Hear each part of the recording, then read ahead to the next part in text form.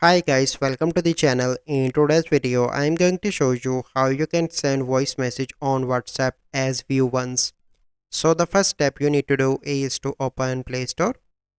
Once you open Play Store, you simply need to search for the WhatsApp and you need to update your WhatsApp application first. Once you done that, you simply need to go back and you need to open WhatsApp. So here I am. So let me open WhatsApp and I want to send messages view once a voice message. So you simply need to click here and record your voice message.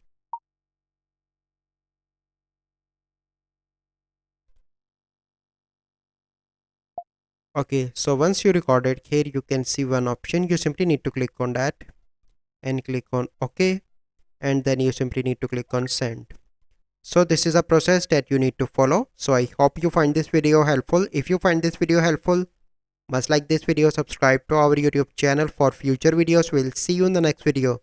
Thank you. Have a good day.